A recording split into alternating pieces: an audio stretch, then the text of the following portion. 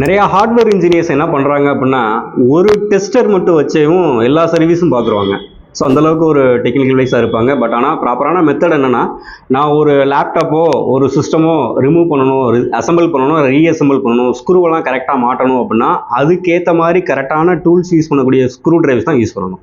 இந்த ஸ்க்ரூ டிரைவ்லேயே பார்த்தீங்கன்னா ப்ளஸ் இருக்குது, மைனஸ் மட்டும் இருக்குது, ஸ்டார் ஸ்க்ரூ டிரைவ் இருக்குது. அது ஸ்டார்லேயே பார்த்தீங்கன்னா T4, T5, T2 இந்த மாதிரி ரொம்ப மில்லி இருக்கிற ரிமூவ் பண்ணுற மாதிரியும் இருக்குது. பட் கொஞ்சம் பெருசாக ரிமூவ் பண்ணுற மாதிரி இருக்குது. அந்தந்ததுக்கு அந்தந்த ஸ்க்ரூ டிரைவ்ஸ் யூஸ் பண்ணிட்டீங்க அப்படின்னா எந்த ஃபால்ட்டும் இல்லை. அதே மாதிரி ட்விஸ்டர் அப்படின்னு சொல்லுவாங்க. நிறைய ஸ்க்ரூ டிரைவ் பார்த்துல இது என்னன்னே நிறைய பேருக்கு தெரியாது.